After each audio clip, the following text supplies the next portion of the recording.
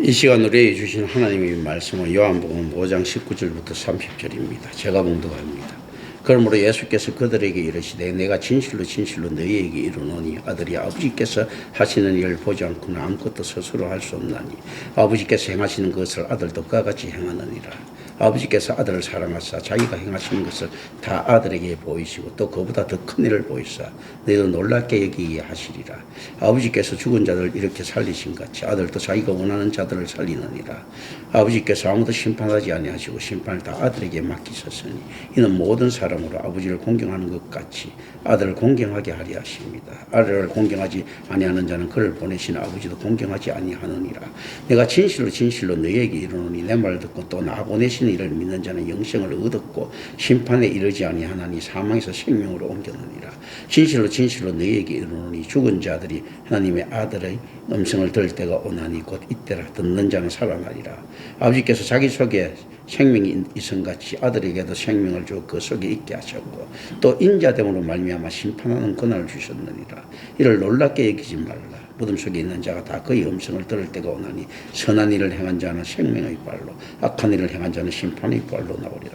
내가 아무것도 스스로 할 수 없느라. 듣는 대로 심판하노니 나는 나의 뜻대로 하지 아니하고 나를 보내신 이 뜻대로 하려 함으로 내 심판은 의로우니라. 아멘.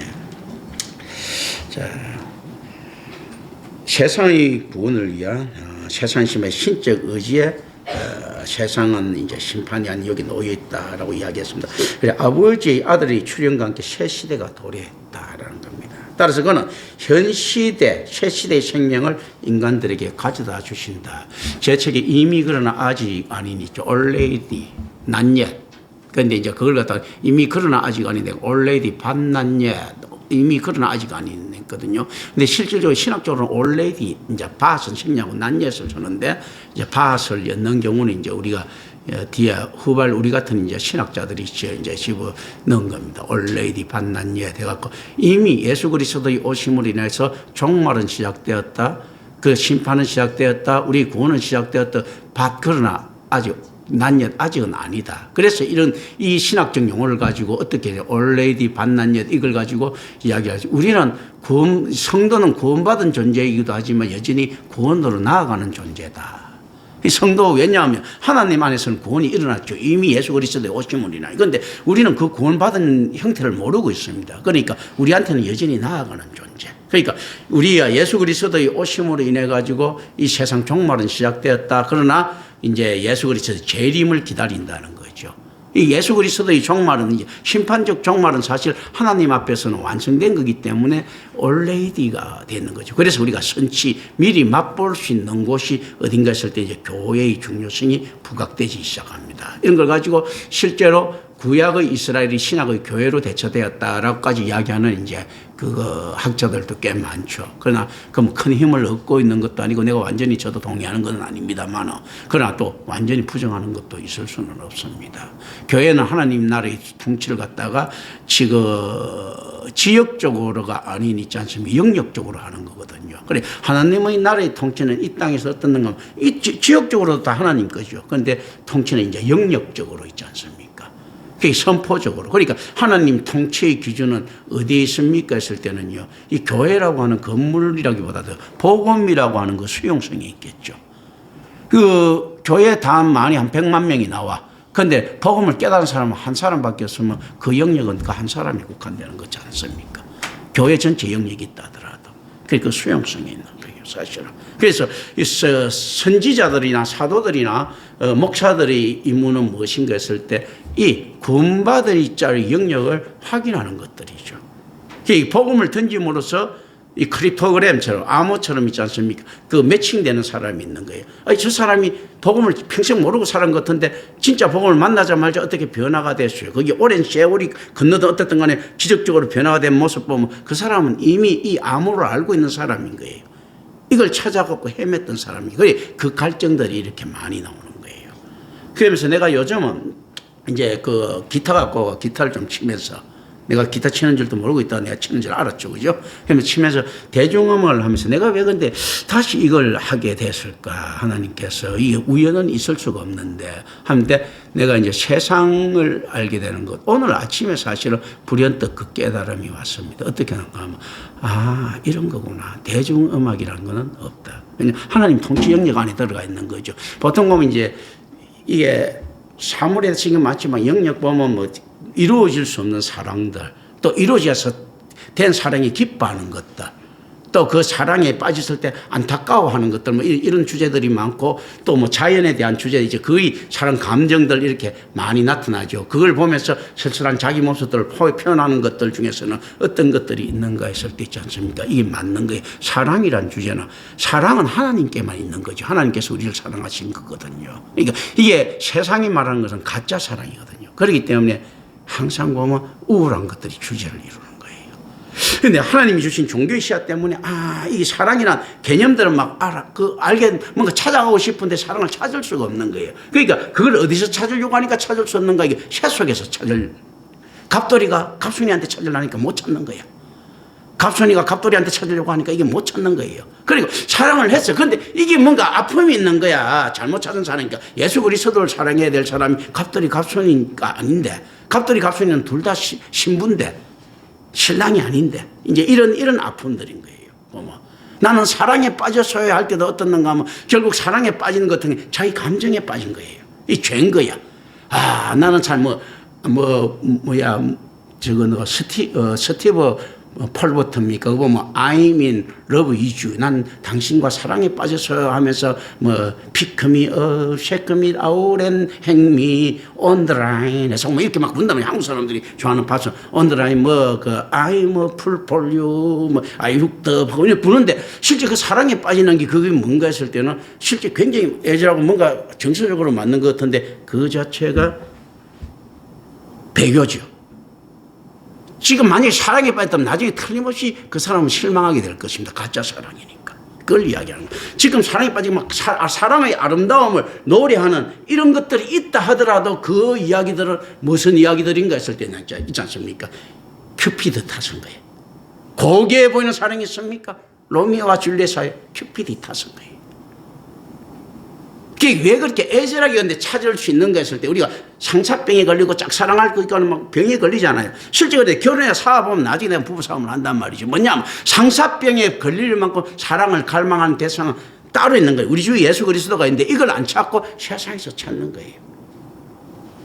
그러니까 로버트 브라우닝과 엘리자베트 바레트의 그 시대의 사랑에 쌓고 그 두 시인의 사랑을 막 이야기하면서 처음에는 로버트 브라우닝이 무명일 때 엘리자베트 바레트가 돌보다가 엘리자베트 바레트가 나중에 로버트 브라우닝이 유명해지고 이건 병이 걸리자 끝까지 보살핀 이런 헌신적인 사랑 이야기하면서 굉장히 고귀하게 이야기하는데 그거 아닌 거예요. 그거는 억지로 얘기되는 거예요. 왜냐하면 뭔가 모르게 가치를 찾아야 되니까 쳐가는 거예요.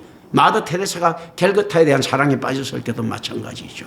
뭔가 이 가짜의 사랑들, 예수 그리스도에 빠지는 방법을 갖다가 자기 있지 않습니까? 노력에서 잘못 막 찾고 있는 이런 부분들이 이렇게 쭉 나오는 거죠.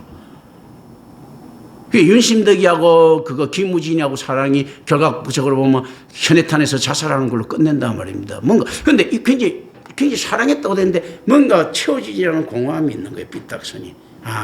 그런 거구나. 그렇기 때문에 가스펠송이 아닌 노래는 하나도 없는 거예요. 그러니까 오히려 훨씬 더 중요한 게 찬송가를 열심히 부르는 게 은혜스럽겠습니까? 오히려 뭡니까? 세속 가요를 부르는 게 은혜스럽겠습니까? 할 때 은혜는 제가 모르겠어요. 은혜는 하나님께서 와야 되는 거 하나님 것도. 그런데 훨씬 거짓말을 어떻게 하는가 하면 찬송가 부르는 놈들이 하는 거예요. 세속적으로 부르는 놈들은 어쨌든 답답한 토라인데 찬송가 부르는 놈들 가만보면 하나님을 완전히 안 믿는 놈이 없어. 생활은 개떡같이 믿음을 하면서. 거짓말 아니야.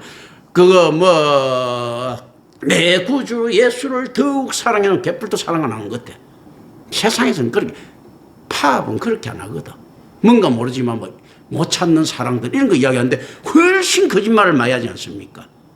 주 예수보다도 더 귀한 것은 없네 하면서 있지 않습니까? 수준처럼 돈 헤아리고 있지 않습니까? 교회는 개떡같이 여기고 있죠. 그 무슨 그 거짓말을 하고 있는 거죠. 그러면서 세상 노래 들으면 뭔가 은혜가 안 되는 거고 찬송가 막 틀어놓고 있지 않습니까? 맨날 그 가짜 신앙 가지고 있단 말이죠. 그 하나님을 현혹하는 거, 하나님을 속이는 행위잖아. 그렇잖아. 예수 우리 왕이여 해놓고 난 다음에 개똥 취급하잖아요. 그런 것들이거든요. 그런 걸 내가 생각할 줄. 어떤 것들이라도 심지어 불교의 어떤 용어라도 하나님을 벗어날 수 있는 것은 있을 수가 없죠. 뭐 무량 뭐 하는 거 있지 않습니까? 한없이 크다 하는 것 이런 것 있지 않습니까? 이런 개념들도 그걸 벗어날 수 없는 거예요. 얼마 전에 김기한 장로님이 그걸 이야기하더라고요. 뭐 경담에 그 해주환이 그렇다고 그다음에 뭐냐 할 때 뭐 요즘은 기억을 잘 못했다. 뭐 많죠. 뭐 양구 그래 막 뒤에 가다 보면 뭐 불가사의 무량수불 뭐 이런 숫자 이제 불교 용어로 넘어가는 게 있어요. 몇 단인가 뭐 숫자 단위가 내가 어느 정도 숫자가 더 나면 그 다음부터 종교적 영역으로 넘어갑니다. 불교가 하는 이야기들 있지 않습니까? 그런데 실제로 그럼 불교 용어가 했을 때 그런 것도 아니죠. 실제로 무한이란 개념은 하나님의 그 속성하고 닮아 있는 거죠, 그죠? 그런데 묘한데 그걸 갖다가 불교 용어라고 안 쓰는 이 자체도 하나님을 모욕하는 행위죠. 캐톨릭이란 말은 참 보편적이란 말 참 좋은 말이에요. 당연히 이제 우리가 쓸 수 있는 이야기인데 그걸 갖다 그 캐톨릭 용어라고 아니 어디 있어 있지 않습니까? 마귀 새끼 따위가 용어를 가질 자격이 있습니까? 그건 자기가 남함이 탑을 하더라도 있지 않습니까? 이게 불교 용어가 될 수는 없는 겁니다. 아미타가 구원했는데 이게 그리스도를 잘못 이야기한 것 뿐인 거예요, 사실은요. 어디에 있지 않습니까? 아미타라는 놈이 있잖아. 그게 마귀 새끼라면 어떻게 구원자의 모습을 가질 수 있겠습니까?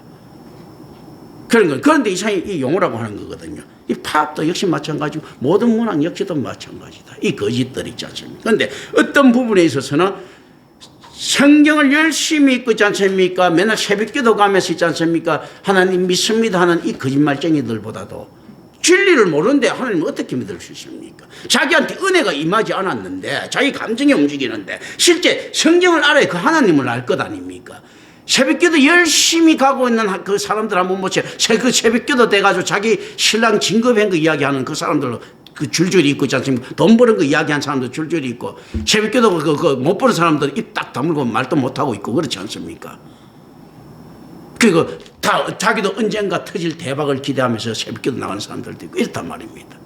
하나님을 기만하는 행위들이거든. 이런 것들. 그 찬송에도 그런 이야기들은 그건 아니라는 거죠. 잘 죽는데 니들은 달려있다는 겁니다. 잘 죽으려고 하면 어떻게 잘 죽어야 되는가 하면 진리를 품고 죽는 거예요. 진리가 비수가 돼갖고 내가 죄인 아닙니까? 죄인이니까 어떻습니까? 우리가 잘 사는 방식은요. 정말 진리 안에 사는 방식은 죄와 선이 공존할 수 없다고 봤을 때 개념적으로 있지 않습니까? 자, 진리와 거짓이 공존할 수가 없다고 봤을 때요. 내가 만약에 진리가 내한테 살려고 하면 내가 죽어야 됩니까? 살아야 됩니까? 진리가 들어오면 난 죄덩어리인데 내가 죽어야 되잖아. 그러니까 복음이 들어오고 진짜 안에 들어와 버리면 어떻는가 하면 자기 자체 존재성이 소멸되어 버리는 거예요. 자기가 내 존재성이 커지쳐 잘 사는 게 아니고 예수를 잘 믿었더니 어떻습니까? 개떡이 되어 버리는 거예요. 왜냐하면 진리라고 하는 거대한 있지 않습니까? 그 귀한 것들이 은혜가 들어오니까 어떻습니까? 은혜가 들어오니까 죄가 소멸되는데 우리가 전적 타락의 죄인인데 죄가 소멸되면 내가 다 소멸되는 거지 뭐. 나 자신이 없어지는 거예요. 하나님한테 뭐 기대받을 나는 새로운 나잖아. 그러면 옛날 나가 아니지 않습니까? 그래 나는 획득될 거 아무것도 없는 거예요. 나는 어떤 마음을 가져야 됩니까? 야, 진리가 내한테 들어오고 내가 그냥 죽어버린다. 나머지는 이제 하나님께서 하실 일이죠. 이 개념들이에요. 죽어버리잖아. 나는 전적 타락의 죄인인데 깨끗한 게 들어보시니까 완전히 다 죽어버리잖아요. 나한테 이익될 건 하나도 없는 거예요. 세상적으로는. 우리 주님의 진리, 하나님을 잘 믿었더니 내한테 영적으로 큰 유익이 왔다. 그건 나중 이야기고 지금 일단 지가 죽어버린다. 영적 큰 유익 온 거는요. 하나님께서 나중에 하실 일인 거예요. 그렇다면 지금 서 있는 김경천은 어떻는가 하면 이거 죽은 인간인 거예요. 지금 말하고 있는 나는 뭡니까? 은혜로 뻥긋뻥긋 걷는 거예요. 지금요. 지금 이런 개념들 이렇게 합니다. 자, 그래서 실제 예수님께서 이게 새 시대가 도래했다는 거, 구시대는 지금 없어졌다는 이야기거든요. 그렇다면 이게 뭡니까? 예수님께서 이 땅에 더 올라왔을 때 이 땅을 갖다가 강남 땅을 더 부유케 해주시고 강북 땅을 부유케 해주셔가지고 여기에서 마천루와 같은 건물 짓다 이야기가 아니고 여기 있는 거 싹 쓸어버리고 다 없애버리고 새로 다른 걸 갖다 놨다는 이야기잖아요. 이 개념들 잘 기억할 필요가 있습니다. 이에 따라 마찬가지로 예수님께서는 현 시점에서 그것은 필연적인 결과인 심판을 전달하십니다. 심판을 전달하는데 따라서 그 생명과 심판이 중재자에게 속한 공경은 현 시점에서 성자한테 속합니다. 왜냐하면 심판의 권한을 갖고 있기 때문에 이 중재의 권한은 성자한테 속하는데 그럼 성자는 어떻게 되는가 하면요. 공경을 받아야 마땅한데 세상이 성자가 나타날 때 공경했습니까? 때려 죽이죠. 그죠? 그게 이제 지금 우리의 현 위치라는 겁니다. 언제라도 예수는 오면요, 우리는 때려 죽입니다. 왜냐하면 그 공경 대상을 바로 찾지 못하기 때문이에요. 다른 곳에 음란에 빠졌기 때문입니다. 큐피디타스라고 하는 음란, 세상의 음란에 카리타스에 빠진 게 아니고 큐피디타스에 빠지기 때문이거든요. 그럼 예수님께서 이 땅에 빛이 있는 거 했을 때는 잘 없습니다. 자, 여기서 이제 의미적으로 이렇게 쭉 가져갑니다. 예수님께서 여기에 살았을 때 자기 성령으로 태어났기 때문에 자기 아버지 엄마 있지 않습니까? 정자 난자 도움도 하나도 못 받았어요. 그죠? 그렇지 않습니까? 그리고 예수님께서 그러면 이제 그 안에서 부양했을 때 과연 예수님은 부모가 벌은 돈으로 가지고 혜택 받고 자랐는가 했을 때 그렇지 않습니다. 제가 그것도 오늘 이야기하면서 같이 그걸 갖다가 이야기해야 되겠구나 싶은데, 자, 예수님께서 태어났을 때요, 동방박사라는 새 인간한테 경배를 받죠. 이거 이교도들이에요. 조로아스터교도인데 마귀라고 하죠. 그 제사장 계급이고 어마어마한 사람들입니다. 그러니까 왕이 온 거하고 똑같아요. 그러니까 그것도 이스라엘보다 훨씬 더 큰 대국에서 있지 않습니까? 왕이 온 거예요. 그래서 이 친구들이 어떻는가 하면 별이 없어지자 예루살렘 성에 가져간 게 이스라엘에 왕이 나타났다는데 정복자 메시아를 생각한 겁니다. 알렉산드로스처럼 마케도니아에서 일어난 알렉산드로스가 필립이 그 마케도니아 조그만 나라 갑자기 필립이 어디에 그 금강 같은 거 있지 않습니까? 보물 하나 발견하자 갑자기 힘이 세지가 몸도 성치 않는 인간이 힘이 세지더니 또 알렉산드로스라는 괴물을 하나 나타났단 말입니다. 자기 아버지보다 야망 커너. 근데 이 인간은 뭐 야망이 크다 보니까 황금은 눈에 안 들어요. 큰 욕심을 가진 자는요, 가장 기필코 정직해야 된다고, 큰 도둑놈이 되려면 기필코 정직해야 된다고 정약용이도 이야기하죠. 알렉산드로스가 내가 볼 때는 자기 아버지를 죽였을 확률이 높은 사람이야. 심지어 어느 정도로 야심이 컸냐면 내 아버지가 내가 점령할 땅을 안 남겨놓을까봐 걱정된다고 이야기했던 게 알렉산드로스거든. 자기 아버지하고 사이는 별로 안 좋았단 말이지. 자기 아버지 맨날 주태백이 젊으시면서 좀 호방했지, 사실은. 자, 그런데 갑자기 마케도니아 같은 나라가 갑자기 전 세계적인 제국이 되어버렸어. 노물러스가 창시했던 걸로 여기저는 로마가 어마어마한 제국이 됐어요. 멸망할 것 같지 않던 아수르가 망해서 별 볼 일 없던 바벨론이 강성해지고, 근데 바벨론 얼마 되지 않아 페르시아한테 박살나버리고, 이러니까 빌비야에게 왔기 때문이에요. 메시아, 세상의 정복자 메시아의 개념은 언제든지 있었고, 그 예수님이 나타난 그 위에 로마 시대 때요, 베스타니안 황제까지도 어떻는가 하면 유대인의 인류의 정복자가 나타난다고 소문이 나 있었어요. 그게 뭔가 하면 바벨론 유서 때 떠돌던 말들이 있었던 거예요. 그런데 어쨌든 간에 그러면서 이 점성술자들, 마귀들은 점성술자들이고요, 이 동방박사는 어떤 사람들인가 하면 왕권을 포기하는 대신 제사장권을 얻은 사람들이에요. 이거 이제 페르시아라든지 이런 나라들 쭉 있었을 것 아니에요. 쭉 있었는데 여기서는 어떻는가 하면 그 왕권을 노릴 수 있는 성골귀족이 있는 거예요. 예를 들면 신라 같으면 박씨나 김씨가 아주 뛰어난 귀족이잖아요. 박씨도 박혁거세라든지 김할지라든지 석탈해 굉장히 박실김이 굉장히 뛰어났을 것 아니에요. 이건데 이거 어떤가 하면 예를 들어 갖고 박씨나 김씨가 있지 않습니까? 나중에 뭐 김씨한테 왕이 갔지만 어쨌든 간에 포기한단 말이에요. 왕권을 포기하는 대신 어떻습니까? 이건 초기족 대우는 받죠. 그 반란에 한번 실패하고도 끊임없이 왕권을 도전하는 게 이 사람들 정통이에요. 정통인데 이제 한 가문이 그걸 포기를 하는 거예요. 아이 우리는 이제는 그 왕권 도전 안 할란다. 이러니까 두 가문 중에 한 가문은 너무 고마운 거예요. 그러면 당신들 우리 서성해라. 왕사를 해라. 우리 갈증 서성하고 또 제사장 계급을 해라 해서 받은 사람이에요. 그 한쪽 가문이 너무나 그거 고마워가지고 이게 제사장 그러니까 왕권보다 더 세지 버린 거예요. 그 안에 영향력 있지 않습니까? 이런 것들은 왜냐하면 저 종교적인 사회에서 그리고 이 사람들이 점성 가고 뭐 이렇게 별 보고 있지 않습니까? 안에 그러니까 이 당시에는 과학자들이에요. 이걸 과학으로 봤거든. 점치고 하는 거 다 과학이에요. 주역도 사실은 확률 통계자라고 보면 과학으로 했던 사람. 이런 사람들이 왔을 때 그것도 3명이나 왔어. 심지어는 뭐 알타반이라고 4명인데 1명 그 누락됐다는 이야기들도 있죠. 내가 옛날에 연극할 때 알타반 연극 받았던 적이 있었는데 군대에서. 그런데 어쨌든 알타반이라고 있었다는데 이 사람들이 올 정도 어떻습니까? 그 헤롯도 어떻게 하지 못할 정도로 권세가 막강한 사람들입니다. 그러니까 헤롯이 안에서 넘지시고 그리고 그 많은 수행원들 데리고 올을 때 황금과 몰약과 유황을 예수님한테 줬습니다. 그런데 그게 황금 뭐 금한양 줬겠어요? 국가 대사가 와갖고 줬는데 이런 거예요. 그 지금 어떻는가 하면 중국이란 거대한 나라가 조선이라고 하는 작은 나라에 조공을 바치러 왔다고 칩시다. 이게 그냥 이제 이게 나중에 정복자 있지 않습니까? 위대한 영웅이 나타나가지고 인류를 정복할 때 자기 나라 잘 봐달라고 지금 이 3명이 온 거예요. 그걸 갖다가 점철로 읽고 있지 않습니까? 그런데 대충 왔겠습니까? 자, 우리가 이런 거 있죠. 막달라 마리아가 예수님 발 씻기려고 할 때 나다 양을 합니다. 어마어마한 가격이 일하잖아. 그렇다면 몰약은 유황은 이 일반 사람이 구할 수가 없고 그것도 나는 지역에 한정되어 있는 겁니다.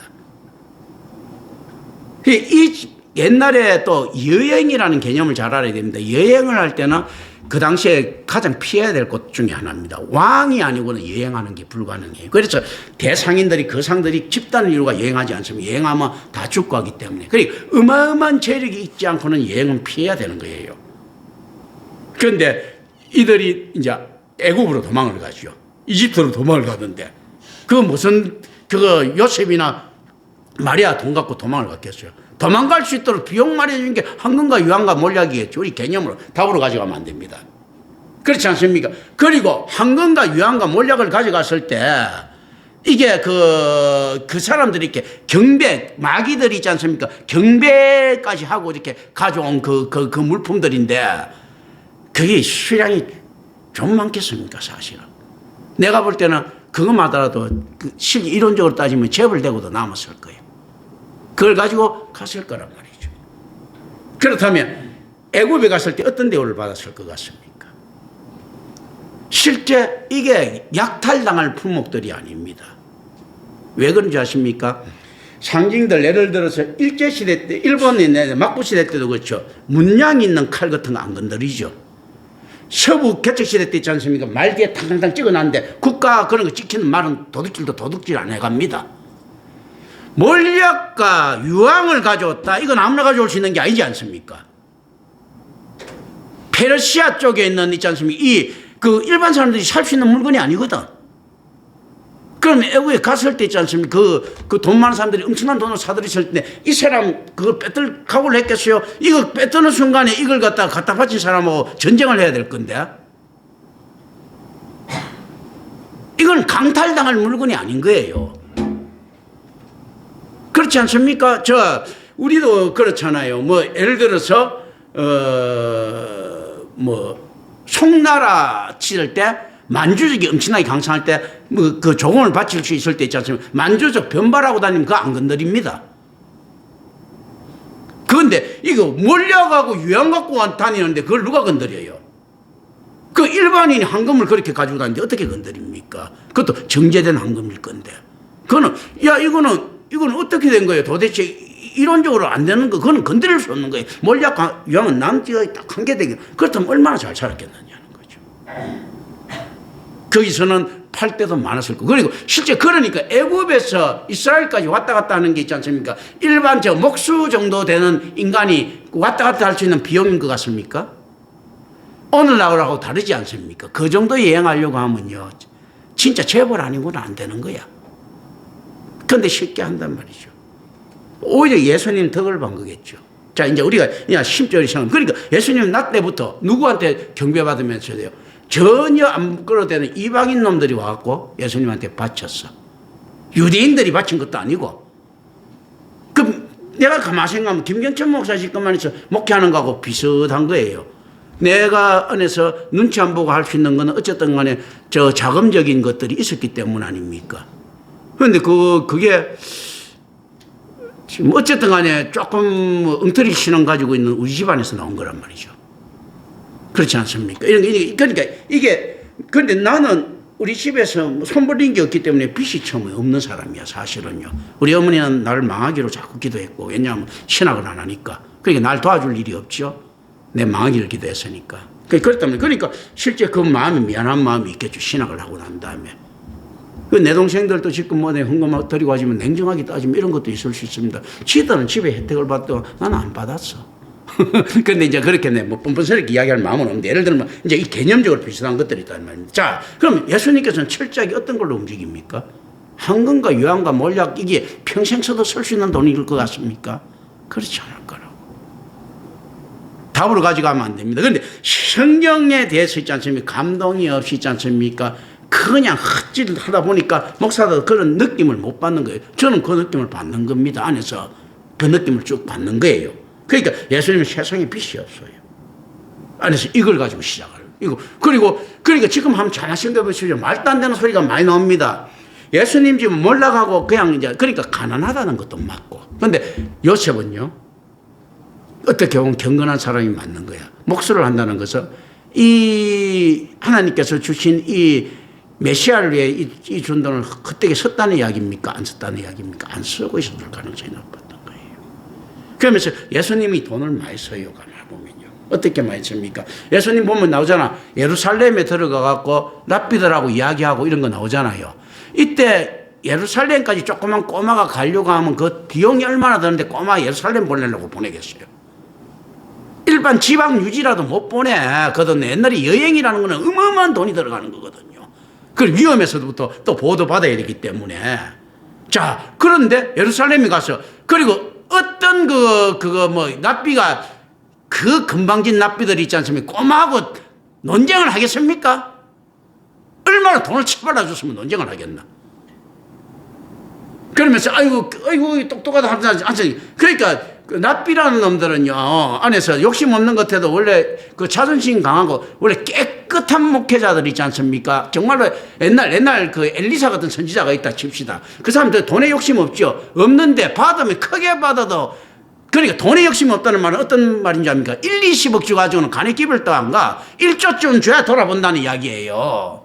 엘리사 같은 인간들한테 그 눈도장 좀 찍으려고 하면. 그런 거거든요. 그 랍비들이라는 것이 그런 거예요. 지금 아랍만 하더라도 호메이니 같은 거 있지 않습니까? 옛날 종교 지도자 하더라도 그냥 그거 돈 뭐 몇십억 갖고 그 사람들 그거 눈에 돌릴 것 같습니까? 뭐 몇억 달러 이런 거 쉽게 가지고 있는데 그렇지 않습니까? 쉽게 전화 한 통하면 오는데 그런 거거든요. 지금 이 랍비들도 그런 위치야. 그럼 예수라는 꼬마하고 같이 이야기할 정도 같으면 얼마나 치마 바람으로 쳐발라놨다는 이야기야.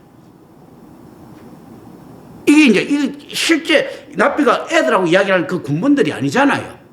이런 것들. 그 뭐냐면 그 부모들은 목수를 하면서 설주하는 이 개념들이 들어가 있어요. 전격 이거는 가려져 있는 부분들이죠. 은혜 안 받으면 도저히 발견할 수 없는 부분들이에요. 그러니까 예수님 그것도 예루살렘도 한 번 따고 이런 거 갔다 왔잖아. 3번, 4번이란 설도 있고 2번이란 설도 있고 뭐 이랬지만 이 갔다 왔잖아요. 예루살렘 그 몇 번. 이게 보통 돈 들어가는 게 아니거든. 그리고 또 하나, 제가 세례요한 가정하고 친척이야. 예수같이 참 별볼레는 한미한 가족이 세례요한 가정에 비빌 수 있을 것 같습니다. 그런데 마리아가 거기 가서 이야기하고 있는 거 있단 말이죠. 그건 뭐냐면 재력이 있는 거예요.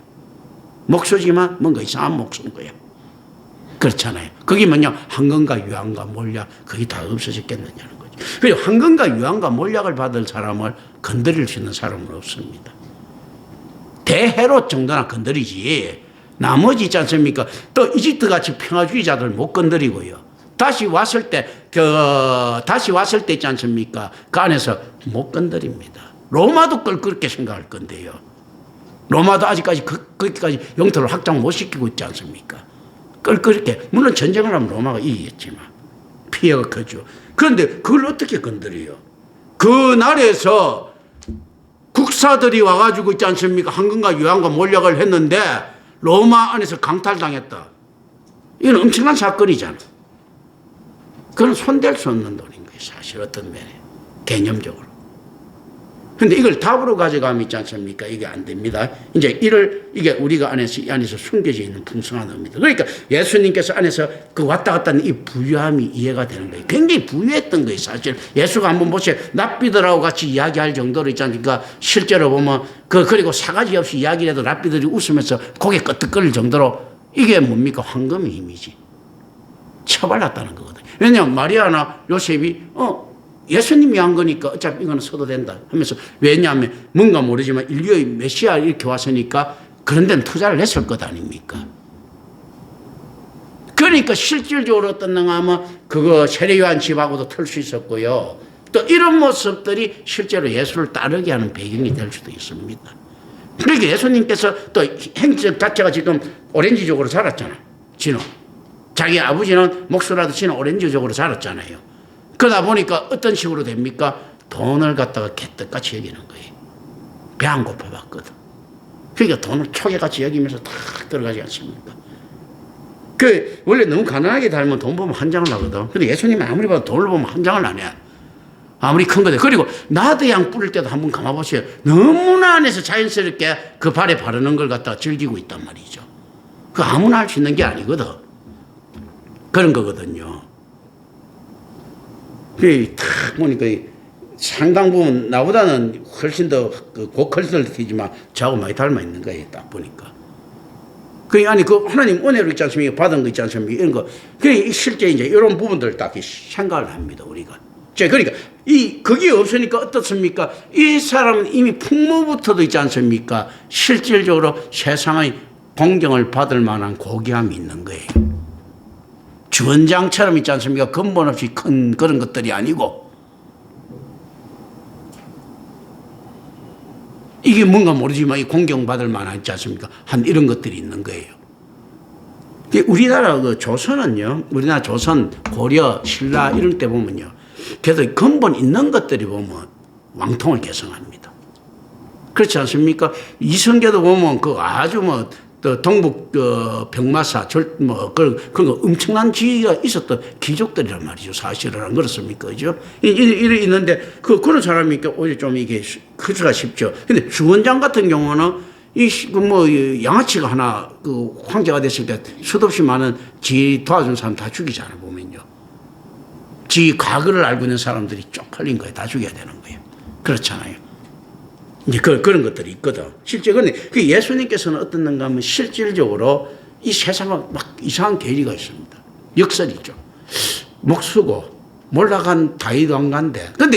그러니까 내가 다윗 왕조의 후손이라 하더라도 사람들이 거부 반응이 안 나타나는 거는 이런 게 있을 수 있어요.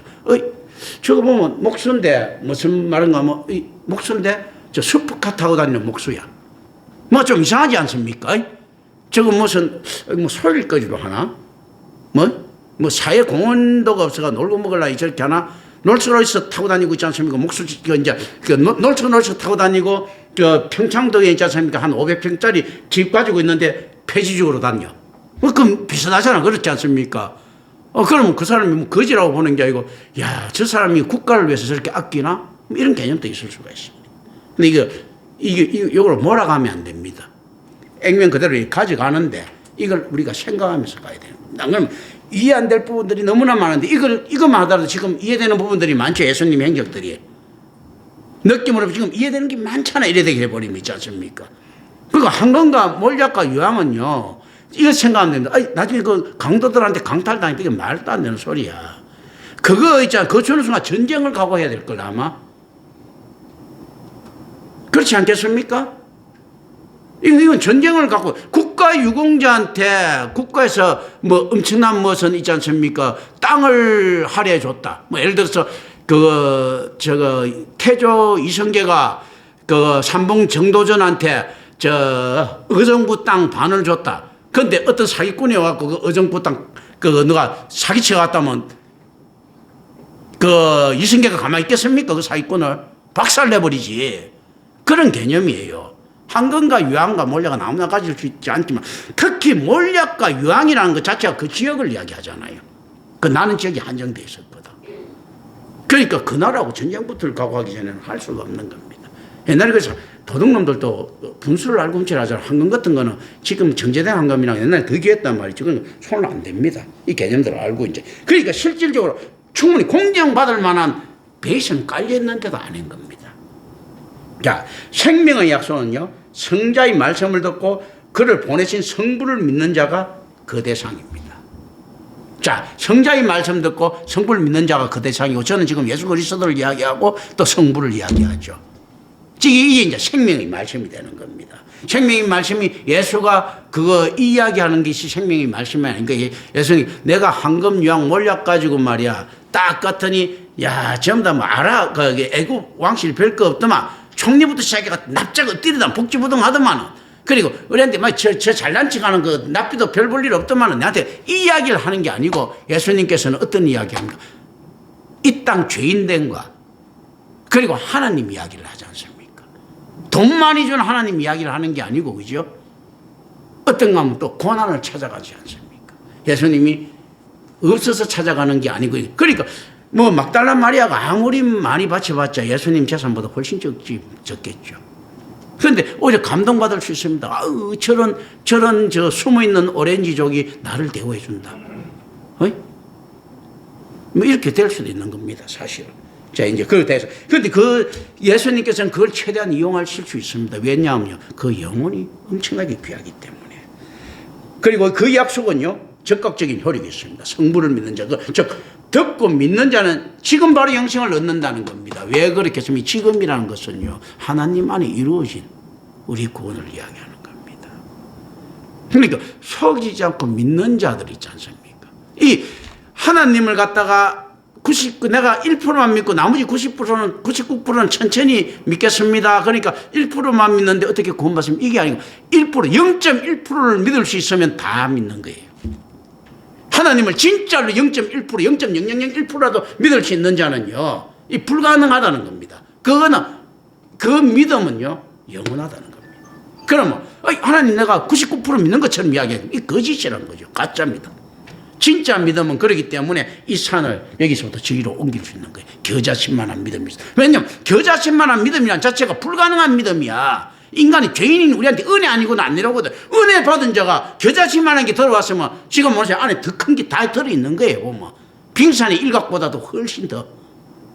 이게 우리가 보이는 믿음이 진짜라면요, 그건 빙산의 일각처럼 보이는 거지 안에서는 엄청나게 큰 게 있는 거예요.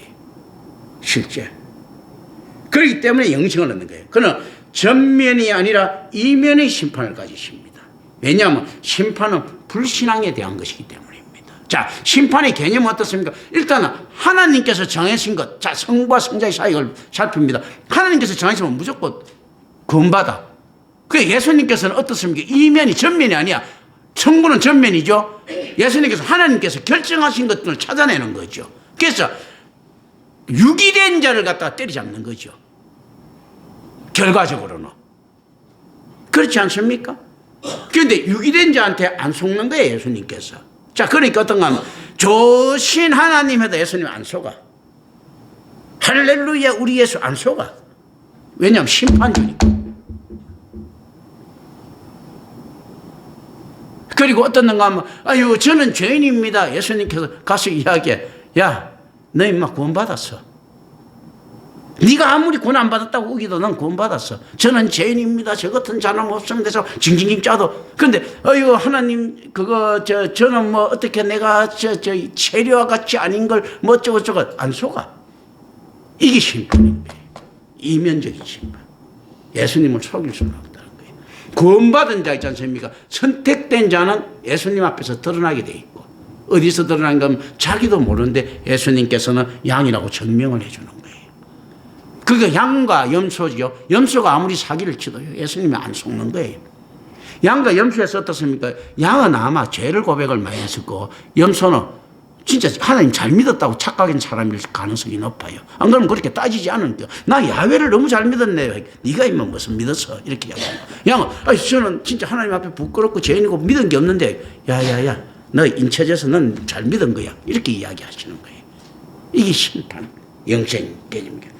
그리고 죽은 자들이 부활은 이미 시작되었다는 겁니다. 왜냐하면 죽은 자들을 일으키시는 그리스도께서 여기 계시기 때문에 이 부활은 시작된 거예요. 인자이신 그리스도가 부활한 거란 말이에요. 인자이신 예수가.